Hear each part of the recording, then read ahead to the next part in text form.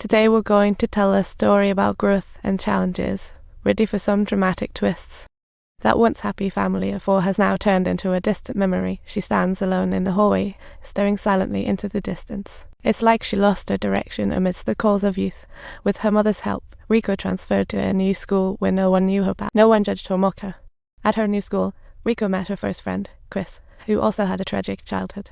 With Chris' encouragement, Rico even threw a secret holiday party at her grandfather's house. But the joyful atmosphere was shattered when Rico's mom barged in like a surprise storm. She started throwing up and shouting for cough syrup, sending all the classmates running for the hills. Only Chris stayed, caring for Rico's mom. After learning about Rico's grandfather, Chris told Rico. Subtitle: at 7, he was abused by his father. His mother left, but returned due to hardship. Subtitles: she was compelled to take her back to her father's prison-like home. Upon hearing Chris' even more tragic fate than her own, Rico decided to let Chris. However, their plan was heard by Grandpa returning from work. He said, "Your mom died, your dad left and took you from many. I'll ask you now. Where are you now?" Under her grandfather's rage, Rico and Chris were forced to leave their soul haven.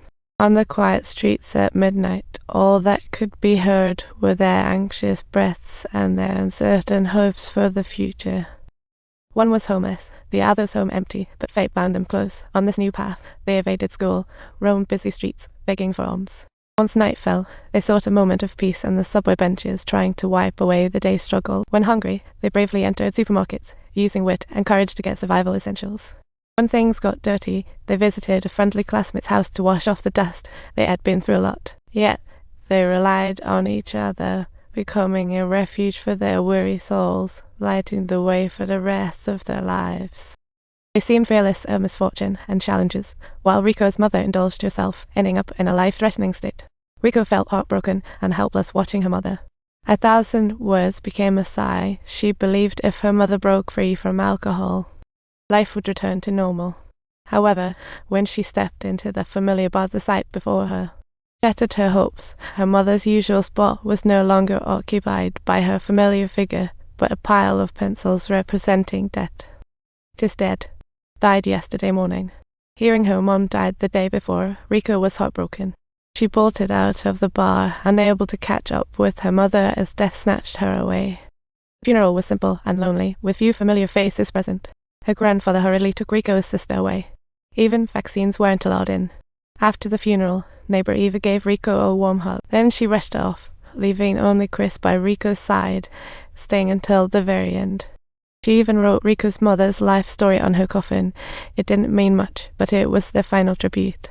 Chris was tired of the whole homeless gig and decided to seek stability at an orphanage.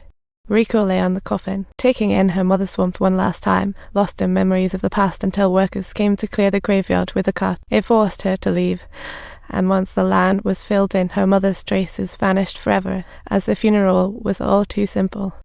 Even deserving a tombstone, she mused on past and future in the car, realizing she couldn't wander aimlessly. Change was a must to stop the cycle of misery and continue her life. Thus, she returned to school. This became her only way out. After much contemplation, she decided to ask kind Aunt Eva for help, hoping for a fresh start. With Eva's enthusiastic help, Rico got a golden opportunity to enroll in a private school, but on her first day, she was late because the journey was further than she thought. Just as she was about to enter the principal's office, the principal was ready to wrap things up, and the assistant didn't hesitate to refuse her interview request, stating that the school was lacking students. But Rico didn't back down. She firmly explained that the school was founded to promote educational fairness in the community. Her perseverance and reasonable arguments touched the assistant. Eventually, she got the interview slip she longed for. Looking at the topic about dreams, she felt ready, as she had never given up her hopes and pursuits for a bright future, even while living in hardship. After the first interviews, Rico bravely approached the principal, pleading for 30 seconds to introduce herself. Though busy, the principal was moved by Rico's sincerity and gave her a chance upon her entering the office. Rico openly shared with the principal all the misfortunes of her upbringing, facing her past with courage instead of avoiding or hiding it. She firmly stated her resolve to change, telling the principal education could change destinies.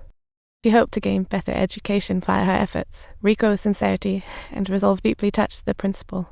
She saw Riko's potential and strength, as well as her desire and pursuit for the future. Ultimately, Riko was successfully admitted, but handling the admission paperwork became, since a guardian needed to fill out the information personally. Riko went through a lot and finally found her dad in a ramshackle shelter. 8 years of hardships had grayed her hair, yet the book in her hand remained unchanged. Even though her dad was once a genius with a photographic memory, shatters mercilessly crushed his spirit and demeanor.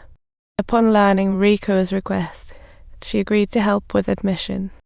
After discussion, they used Eva's info to deceive, and succeeded despite some bumps. Subscribe to our channel for more amazing stories ahead.